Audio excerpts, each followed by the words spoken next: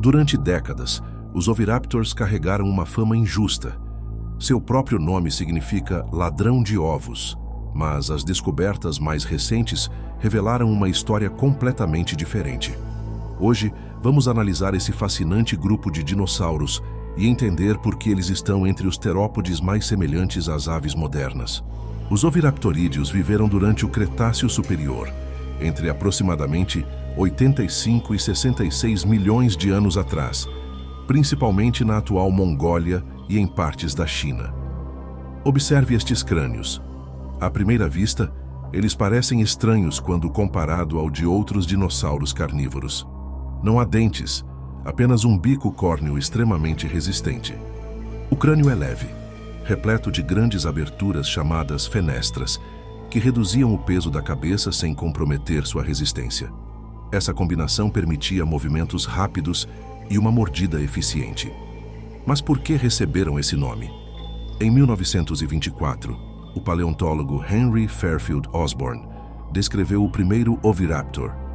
O fóssil foi encontrado sobre um ninho de ovos que, na época, acreditava-se pertencer ao dinossauro herbívoro Protoceratops. A interpretação parecia óbvia. Aquele animal havia morrido enquanto tentava roubar os ovos. Foi daí que surgiu o nome oviraptor, literalmente ladrão de ovos. Décadas depois, porém, novas escavações trouxeram uma reviravolta impressionante. Dentro de ovos muito semelhantes, foram encontrados embriões que pertenciam justamente aos próprios oviraptorídeos. Ou seja, o animal não estava roubando ovos. Muito provavelmente estava protegendo seu próprio ninho quando morreu soterrado por uma tempestade de areia. O formato do bico indica um animal extremamente versátil. Diferente dos grandes predadores especializados, os oviraptors provavelmente tinham uma dieta oportunista. Eles podiam consumir sementes, frutos, pequenos vertebrados, lagartos, ovos abandonados, moluscos e até crustáceos em algumas regiões. O enorme espaço para a inserção dos músculos da mandíbula sugere uma mordida poderosa para um animal sem dentes. O bico era capaz de quebrar cascas resistentes e triturar diversos tipos de alimento. Algumas espécies ainda possuíam uma grande crista óssea sobre o crânio, provavelmente utilizada para reconhecimento entre indivíduos, exibição durante o período reprodutivo e seleção sexual. O Conchoraptor gracilis foi um dos menores representantes da família dos oviraptorídeos, vivendo há cerca de 72 milhões de anos durante o Cretáceo Superior, no que hoje é a Mongólia. Apesar do tamanho relativamente pequeno, seu crânio revela adaptações impressionantes. Uma das principais características do Conchoraptor é seu crânio curto, alto e extremamente leve, com grandes fenestras que reduziam o peso da cabeça.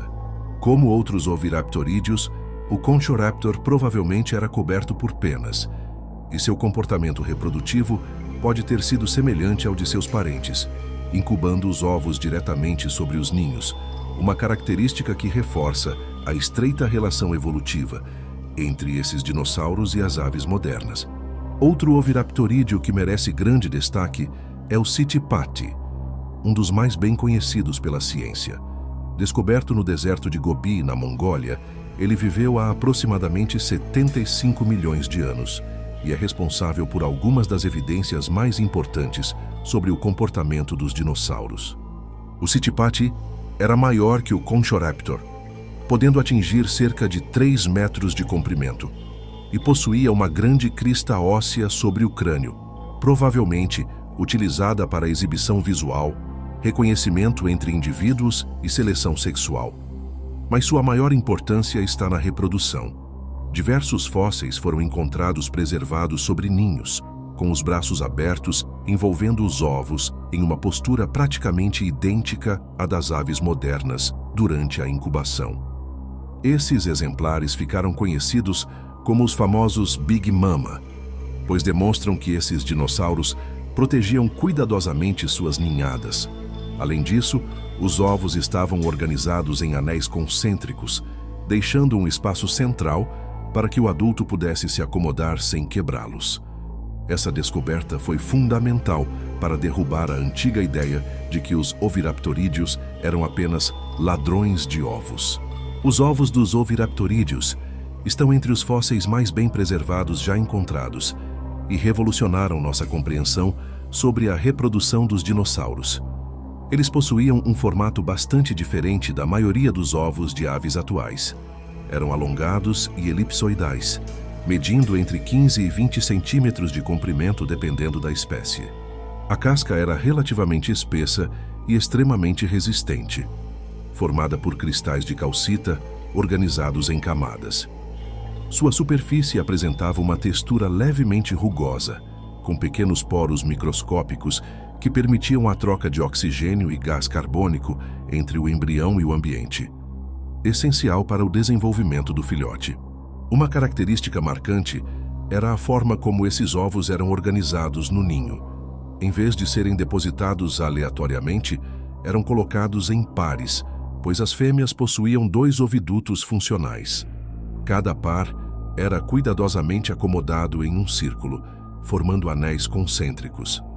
À medida que novos ovos eram postos, novos anéis eram adicionados ao redor, até completar a ninhada. O centro do ninho permanecia livre. Era justamente nesse espaço que o adulto se posicionava para incubar os ovos. Outro detalhe interessante é que os ovos ficavam parcialmente enterrados no sedimento, com parte da casca exposta.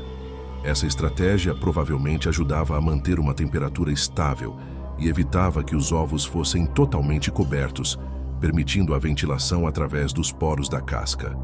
Todas essas evidências mostram que os oviraptorídeos tinham uma biologia reprodutiva extremamente avançada para dinossauros não avianos. Seus ninhos organizados, o cuidado parental, a incubação ativa e até mesmo a coloração dos ovos reforçam a estreita relação evolutiva entre esses animais e as aves modernas. Durante muito tempo, eles foram lembrados pelo nome errado, chamados de ladrões de ovos, quando na verdade eram pais dedicados, animais inteligentes e donos de um comportamento que antecipava em milhões de anos aquilo que hoje vemos nas aves. Se você gostou dessa viagem ao passado, deixe seu comentário dizendo qual dinossauro você quer ver no próximo episódio. E se quiser ter em casa uma réplica científica como esta, visite o site da Bios Réplicas. Até a próxima descoberta, porque na paleontologia cada fóssil tem uma história, e essa história ainda está sendo escrita.